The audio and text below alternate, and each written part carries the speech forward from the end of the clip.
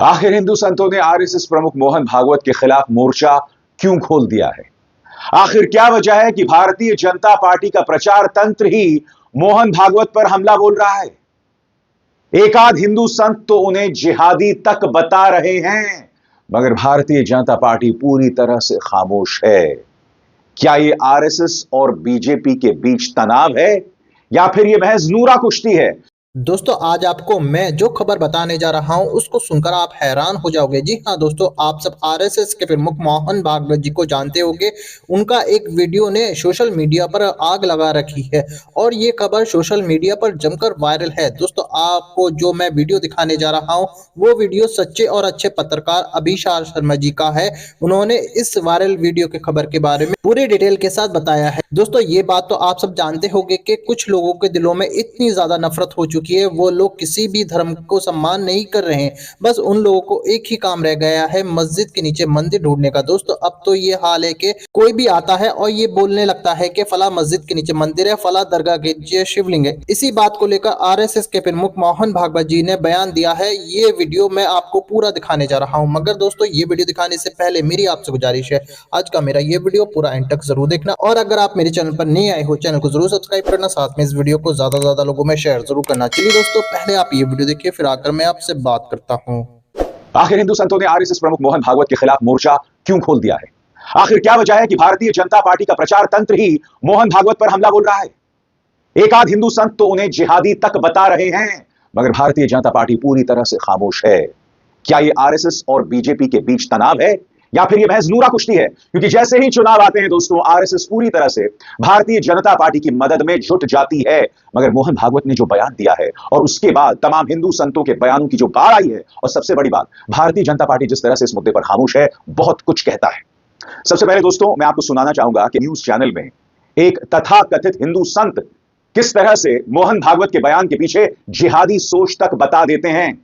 कल्पना कीजिए दोस्तों, अगर यही बयान कांग्रेस के किसी नेता ने दिया होता या किसी सामाजिक कार्यकर्ता ने दिया होता तो उस पर यूएपीए की धाराएं लगा दी जाती, मगर इस व्यक्ति ने बयान दिया और इस पर मुझे नहीं लगता है कि भारतीय जनता पार्टी के किसी भी नेता ने आपत्ति दर्ज की होगी। सुनिए एक न्यूज चैनल पर क्या कहा गया है। लेकिन यहाँ पर ऐसा लग रहा है ना कि आरएसएस प्रमुख ने जो बयान दिया है उस पर क्या है आप लोगों की राय? जल्दी से दो लाइन में, उसके बाद बाकी मैं मानव के पास जाऊंगी। वो कह रहे हैं कि हर जगह मंदिर मस्जिद मत ढूंढिए और कुछ लोग अपने आप को बड़ा हिंदूवादी नेता साबित करना चाहते हैं। पुणे में ये बयान दिया है मोहन भागवत जी ने। आप लोग भी उसी कतार में हैं क्या?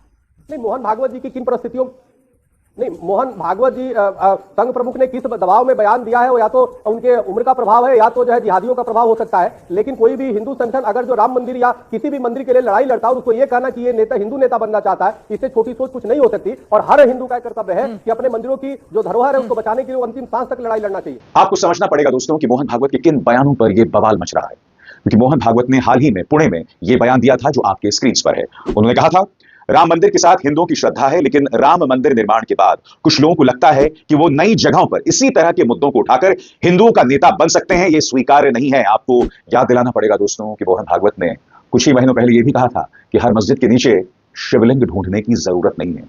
जब यह बयान उस वक्त दिया गया था तो ऐसा लग रहा था कि मोहन भागवत का बयान महज अपवाद है, महज एक एक्सेप्शन है। मगर एक बार फिर पुणे में हाल ही में बयान जो उन्होंने दिया है, उन्होंने इस मामले को गरमा दिया और कहीं ना कहीं भारतीय जनता पार्टी की नफरती राजनीति को आईना दिखा रहा है। सुनिए, कुछ महीनों पहले उन्होंने हर मस्जिद के नीचे शिवलिंग ढूंढने वाली सोच के बारे में क्या कहा था, सुनते हैं। श्रद्धा थी ऐसे स्थानों के बारे में हमने कहा, लेकिन रोज एक मामला निकालना नहीं, ये भी नहीं करना चाहिए। हमको झगड़ा क्यों बढ़ाना है? ज्ञानवापी के बारे में हमारी कुछ श्रद्धाएं हैं, परंपरा से चलती आई, हम कर रहे हैं, ठीक है, परंतु हर मस्जिद में शिवलिंग क्यों देखना? तो भाई वो भी एक पूजा है, ठीक है, बाहर से आई है, लेकिन जिन्होंने अपनाई है वो मुसलमान, वो बाहर से संबंध नहीं रखते, ये उनको भी समझना चाहिए। यद्यपि पूजा उनकी उधर की है, उसमें वो रहना चाहते तो अच्छी बात है, हमारे यहां किसी पूजा का विरोध नहीं, सबकी मान्यता और सबके प्रति पवित्रता की भावना है। इसकी वजह क्या है दोस्तों? क्या मोहन भागवत भारतीय जनता पार्टी से नाराज हैं? क्योंकि मैं आपको याद दिलाना चाहूंगा, जब 2024 के चुनाव के नतीजे आए थे तब मोहन भागवत ने बहुत ही चुने हुए शब्दों में भाजपा पर प्रहार किया था। भाजपा को यह तक कह दिया था कि अहंकार उसे ले डूबा। इंद्रेश, आरएसएस के नेता इंद्रेश ने भी भाजपा पर प्रहार किया था।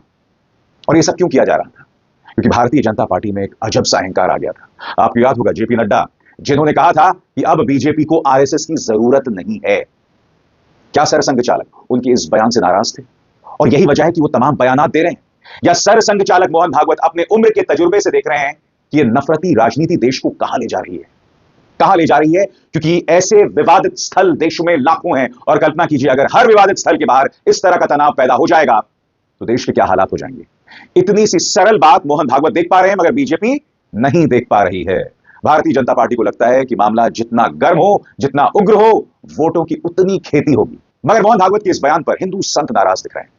एक बयान मैं आपको सुनवा चुका हूं, मगर कुछ और सम्मानित सही मायने में जो हिंदू संत हैं उनका क्या कहना है, सबसे पहले आपके स्क्रीन पर स्वामी रामभद्राचार्य, उन्होंने क्या कहा है उस पर गौर कीजिएगा। समाचार एजेंसी ANI से बात करते हुए रामभद्राचार्य ने कहा, यह मोहन भागवत का व्यक्तिगत बयान हो सकता है, यह सबका बयान नहीं है। वो किसी एक संगठन के प्रमुख हो सकते हैं, हिंदू धर्म के वे प्रमुख नहीं है कि हम उनकी बात मानते रहें। वो हमारे अनुशासक नहीं है, हम उनके अनुशासक हैं। रामभद्राचार्य ने कहा, हिंदू धर्म की व्यवस्था के लिए वे ठेकेदार नहीं है। हिंदू धर्म की व्यवस्था हिंदू धर्म के आचार्यों के हाथ में, उनके हाथ में नहीं है। वे किसी एक संगठन के प्रमुख बन सकते हैं, हमारे नहीं हैं। संपूर्ण भारत के वे प्रतिनिधि नहीं हैं। अब स्वामी रामभद्राचार्य, जिनकी काफी इज्जत की जाती है, उनके इस बयान पर आपको गौर करना पड़ेगा दोस्तों।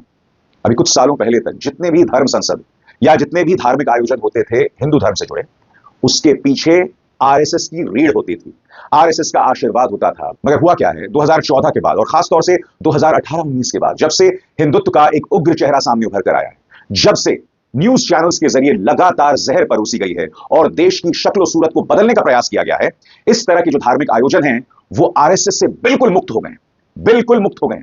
वरना एक जमाना हुआ करता था 2014 से पहले ऐसे धर्म संसद बगैर RSS के आशीर्वाद के हो नहीं सकते थे। मगर आज खुलकर कहा जा रहा है कि तुम कौन, मैं खामखा। स्वामी अविमुक्तेश्वरानंद, उनका बयान बहुत दिलचस्प है। वो कहते हैं कि सत्ता हासिल करने के लिए तुमने बवाल किया और अब कह रहे हो कि पीछे हट जाओ। ऐसा कैसे हो सकता है भाई? सुनिए स्वामी अविमुक्तेश्वरानंद ने दरअसल कहा क्या है इस बारे में। ज्योतिर्मठ के शंकराचार्य अविमुक्तेश्वरानंद भी मोहन भागवत के बयान के बाद गुस्से में दिखाई दे रहे हैं।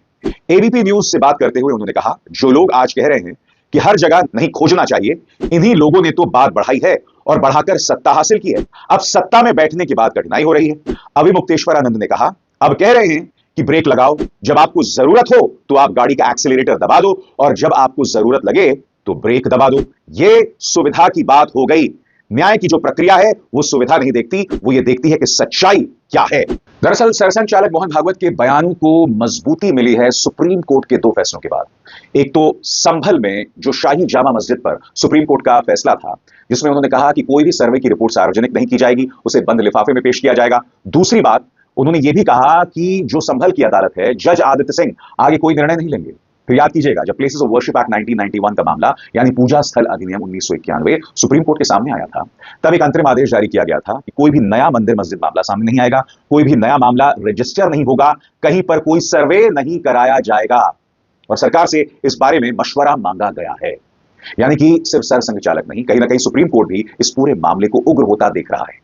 और आप जानते हैं कि मीडिया न्यूज चैनल्स की मदद से माहौल को उग्र किया जा रहा है। और जैसे मैंने बताया, भारतीय जनता पार्टी के प्रचार तंत्र की पूरी फौज है जो मोहन भागवत पर हमला कर रही है, क्योंकि मोहन भागवत कुछ ऐसे बयान दे रहे हैं जो भारतीय जनता पार्टी की मौजूदा सोच से बिल्कुल मुख्तलिफ है। क्योंकि एक तरफ प्रधानमंत्री कहते हैं कि तुम्हारी भैंसिया को लूट ले जाएंगे, एक तरफ प्रधानमंत्री कहते हैं कि तुम्हारा जो मंगलसूत्र है वो घुसपैठियों को दे देंगे, तुम्हारी संपत्ति ज्यादा बच्चा पैदा करने वालों को दे देंगे। और दूसरी तरफ मोहन भागवत क्या कहते हैं, इस पर भी गौर कीजिए। नागपुर में साल 2022 में मोहन भागवत ने कहा था, इतिहास वो है जिसे हम बदल नहीं सकते, इसे ना आज के हिंदुओं ने बनाया है ना आज के मुसलमानों ने। यह उस समय घटा, हर मस्जिद में शिवलिंग क्यों देखना, अब हमको कोई आंदोलन करना नहीं है। अगर आप इस बयान को देखें तो यह बयान बहुत ही बैलेंस बयान है। यह बयान बतला रहा है कि इतिहास में कुछ भूल हुई है, मगर उसके चलते हम अपने मौजूदा को बर्बाद नहीं कर सकते।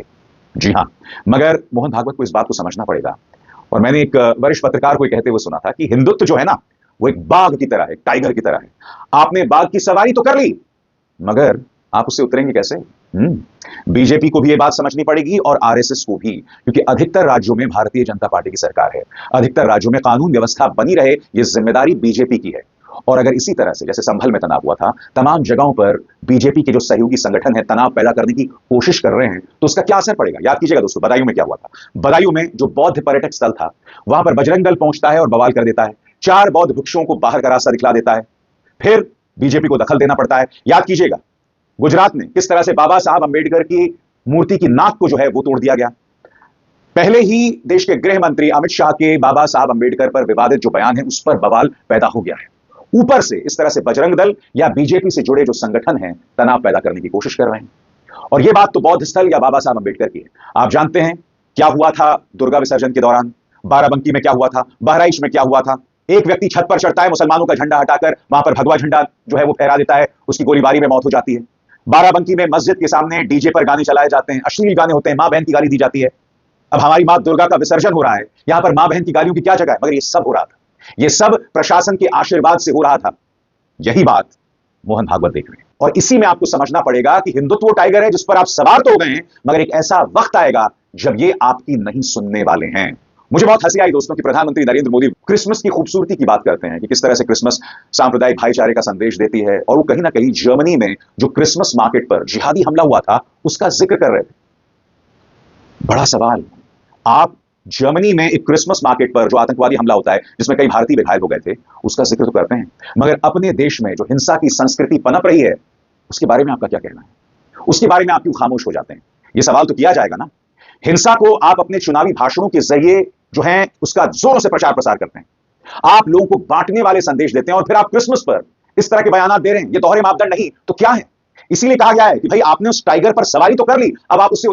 दोस्तों देखा आपने ये वीडियो, मुझको पूरी उम्मीद है मोहन भागवत जी की सारी बातें आपके समझ में आ चुकी हों और अभिषा शर्मा जी की भी बातें आपके समझ में आ चुकी होंगी। दोस्तों आपकी क्या राय है इस वीडियो के बारे में मुझे कमेंट बॉक्स में आकर कमेंट करके जरूर बताना। दोस्तों आज की वीडियो में बस इतना ही, मैं फिर मिलूंगा ऐसे ही दूसरी वीडियो के साथ, तब तक के लिए खुदा हाफिज।